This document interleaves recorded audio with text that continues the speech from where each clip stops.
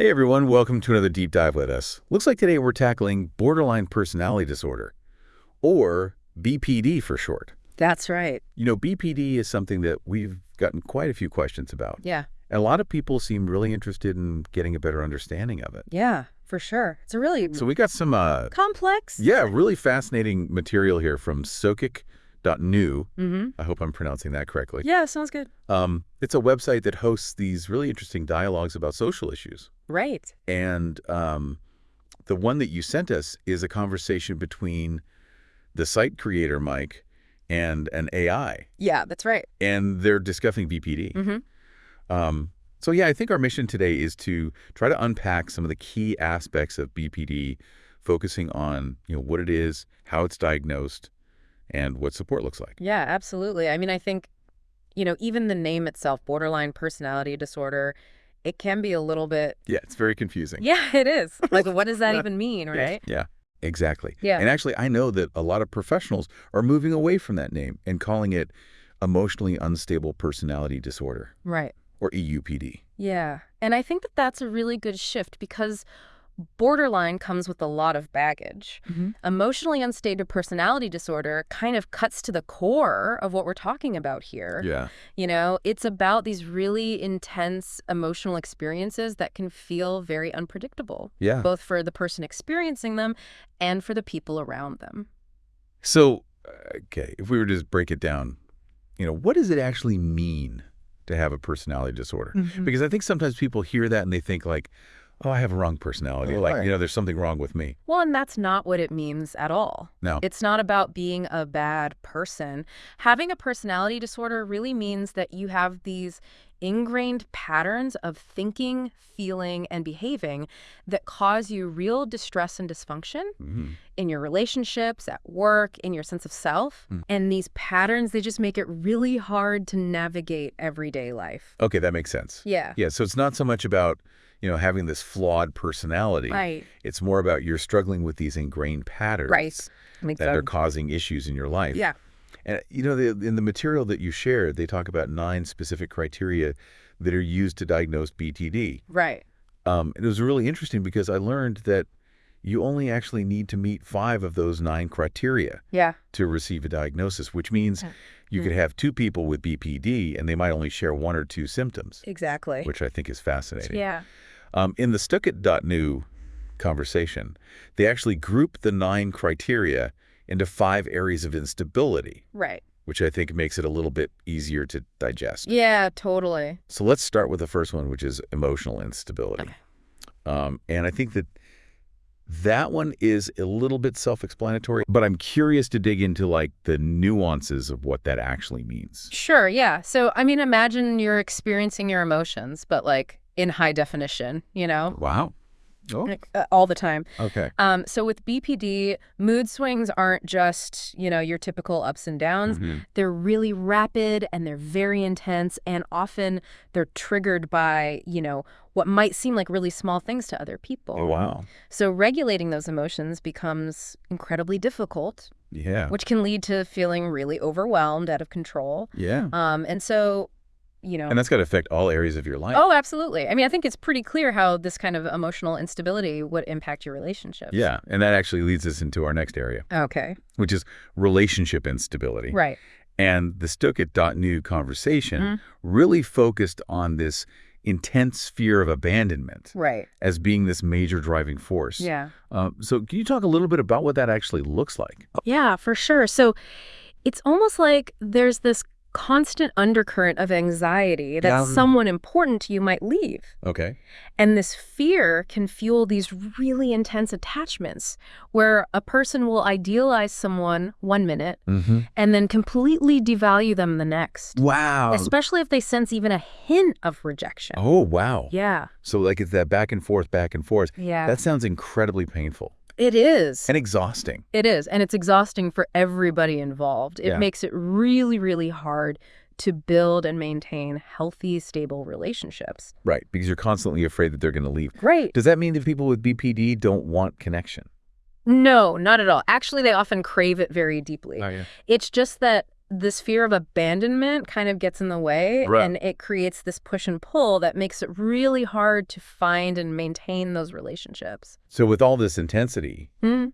the emotional intensity and the relationship turmoil, how does that impact a person's behavior? Like, what does behavioral instability look like in practice? So I think a good way to think about it is to think of actions that are driven by a need to escape from really intense emotional pain. Okay. So these behaviors can be impulsive, they can be risky. We're talking about things like, reckless spending, substance abuse, Hmm. self-harm, Mm-hmm. even suicidal gestures or attempts. Okay. And it's really important to remember that these behaviors are rarely intended to manipulate or hurt other people. Okay. It's often really a desperate attempt to cope with overwhelming internal struggles. Okay, so the outward actions are really just a reflection of this much deeper turmoil that's going on internally. Yep. And I imagine that cognitive instability, our next area, Right. probably plays into that as well. Yeah. So how do these intense emotions and this stress affect a person's thought patterns? It's almost like stress throws a wrench into their cognitive gears. Okay. It can trigger these paranoid thoughts. Mm-hmm. Where they might feel like people are judging them or plotting against them or something like that. Yeah. They might engage in what we call black and white thinking, Mm-hmm. which is, seeing everything as either all good or all bad. Okay. No in between, no gray area. Gotcha. And then you add dissociation into the mix, Mhm. which is basically like mentally checking out from reality Yeah. to escape from unbearable emotions. Right. It's kind of like a survival mechanism, Mm-hmm. but it can make it really hard to function in everyday life. Yeah, because you're not really present. Right? Yeah, I can see how that would be really challenging. Yeah. So all of these things feel very intertwined. Yeah, They all play into each other, for sure. which kind of makes our final area, identity instability, Mhm. almost feel inevitable, right? Yeah, I mean, if you think about it, Because you're dealing with all this stuff. yeah, if you're battling these intense Yeah. emotions and unstable relationships, And your thoughts are shifting all the time. yeah, how are you going to build a stable sense of self? Right, exactly. Yeah. And so people with BPD often describe this feeling of chronic emptiness. Mhm. Like they're lacking a core identity or purpose. Mm. They might change their beliefs or behaviors depending on who they're with. Yeah. They're kind of desperately seeking validation from external sources because they struggle to find it within themselves. It's like they're searching for themselves, Right. but it's just out of reach. Yeah, like trying to grasp water. Yeah. Keeps slipping away. And that has to make it really difficult to make decisions in your life, Oh, absolutely. to set goals. Yeah. Because how can you, We don't even know who you are. if you don't know who you are, how do you know what you want? Right, yeah. Right. Well, we covered a lot of ground here. Yeah, we did. Kind of unpacking what BPD is, how it's diagnosed. And then kind of exploring those 5, interwoven areas of instability. Right. It's a lot to take in. It is. And I'm sure you've got tons of questions swirling around in your head. Probably. Like, how do I support someone? Right. What can I do? How can I help? Yeah. And I think that's a really great segue into what we're going to talk about next. Okay, sounds good. We've laid out all the challenges. Right. So now I want to talk about some of the solutions. Yeah, cool. What can you actually do to help someone who's struggling Right. with this really complex condition? So Yeah. I guess stay tuned. Stay tuned. We'll be right back. It's interesting. We just spent some time, unpacking the challenges of BPD. Yeah. But I think there's another side to this, Mhm. Despite all the difficulties, Yeah. people with BPD often have remarkable strengths. Really. That's not something you typically hear. Right. When we talk about BPD, it's usually focused on Yeah. all the struggle, not the strengths. Right. What makes you say that? Well, think about those intense emotions we were talking about, Yes, they can be overwhelming and hard to manage, Yeah. but that same emotional depth can also translate into an incredible capacity for empathy Okay. and connection. Interesting. People with BPD often have this heightened sensitivity to the feelings of those around them. So it's almost like that emotional sensitivity, while being painful at times, can also be a source of, deep compassion and understanding. Exactly. And this intensity isn't limited to just emotions either. People with BPD often bring that same passion and depth Oh, yeah. to their interests, to their creative pursuits. Okay. It's not uncommon to find individuals with BPD who are drawn to art, music, writing, anything that allows them to channel those big feelings into something meaningful. Yeah, it's like they're able to transform that inner turmoil into something beautiful and expressive. Exactly. What about impulsivity, though? Yeah. We talked about that earlier. Yeah. Can that even be a strength? Believe it or not, it can. Okay. People with BPD often have this spontaneous, adventurous side. Okay. They're not afraid to take risks, to step outside of their comfort zone, and that can lead to some pretty incredible experiences and personal growth. So it's about kind of finding ways to harness that impulsivity and direct it towards positive outlets. Exactly. So instead of, engaging in risky behaviors, maybe they try something like rock climbing or, exactly. starting a new creative project or something. Exactly. It's about finding healthy ways to express that need for excitement and intensity. Another strength that I don't think we often hear about with BPD is this capacity for deep introspection. That's right. Can you talk a little bit about that? Yeah, because they're constantly grappling with their identity and their emotions, right? Right. People with BPD tend to be very self-reflective. They spend a lot of time analyzing themselves, analyzing their relationships. Okay. And that can lead to some really profound insights and personal growth. It's like they're almost forced to confront these really difficult questions about themselves and, their place in the world. Yeah. And while that can be really painful, it can also lead to, a much deeper understanding of who they are. Exactly. And as they, go through therapy and start working on their recovery, this capacity for self-reflection becomes a really invaluable tool for change. So it's not just about overcoming the challenges of BPD. Right. It's also about embracing those strengths that can come with it. Absolutely. It's about recognizing that, while BPD is a serious mental health condition, it doesn't have to define a person's entire life. Right. There's so much potential for growth, connection, and even joy. So we've talked about the importance of understanding BPD, the challenges, the strengths. Right. Now let's get practical. Sure. A lot of people want to know how to support someone with BPD. Yeah, that's a big question. Where do you even begin? I think it all starts with education. Okay. The more you understand about BPD, the better equipped you'll be to respond with empathy and compassion rather than judgment or frustration. Because knowledge really is power, right? It is. And when you understand what's driving those behaviors, you're less likely to take things personally. Right. Which I imagine can be a huge hurdle in these relationships. Absolutely. It's so easy to feel hurt or rejected when someone with BPD is pushing you away or acting impulsively. But remembering that it's not about you, Right. It's stemming from their own internal struggles. Yeah. And that can make a world of difference in how you react. So education is key, but I'm guessing it's not the only piece of the puzzle. Right. What else can someone do to be supportive? Setting boundaries is crucial. Okay. And I know that can be really tricky. It is. It is. Especially when you care about someone so much and you just want to help them through their pain. Right. You want to fix everything. Yeah. You want to take on their burdens as your own. It's easy to fall into that trap of trying to fix everything or rescue them. Yeah. And that's exactly why boundaries are so important, both for you and for the person with BPD. Yeah. You need to find that balance between providing support and protecting yourself. So you can be compassionate and understanding. Yes. But you don't have to be their therapist. Right. Exactly. Okay. So education, boundaries. Yes. What other practical steps can someone take to be supportive? Encouraging professional help is huge. Okay. Therapies like dialectical behavior therapy, or DBT, has been shown to be incredibly effective for BPD. Okay. It's not just about managing symptoms. It's about giving people concrete tools to regulate their emotions, to tolerate distress, to improve their relationships. You mentioned DBT specifically. What is it about that type of therapy that makes it so helpful for BPD? Well, DBT was actually developed specifically for BPD. Oh. It focuses on teaching skills in 4 key areas. Okay. Mindfulness, distress tolerance, emotion regulation, and interpersonal effectiveness.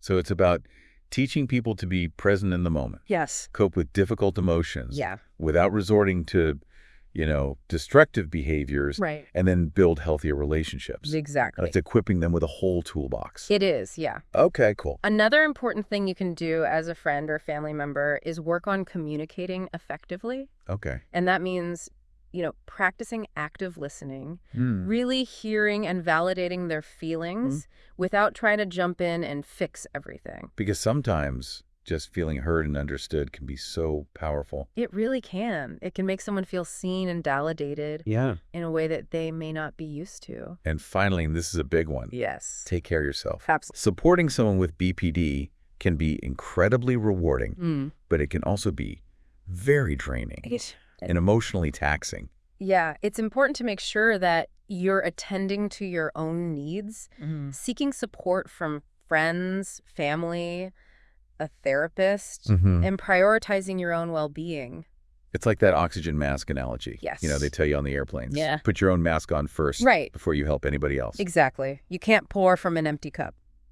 So we've talked about support strategies. Yeah. But what about treatment and the long-term outlook? Right. Can people with BPD truly get better? Yes. Can they have fulfilling lives? Absolutely. And that's a message that I really want to emphasize. Okay.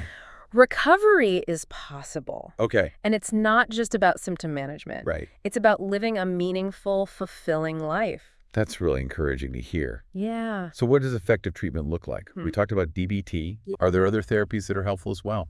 Yeah. So, we've mentioned DBT as kind of the gold standard, and it truly is transformative for many people. Yeah. But cognitive behavioral therapy, or CBT, can also be incredibly helpful. Okay. CBT focuses on identifying and changing those negative thought patterns that contribute to, emotional distress and behavioral problems. It was kind of helping people to challenge those cognitive distortions we were talking about. Yeah, exactly. Like the black and white thinking, the paranoia. Exactly.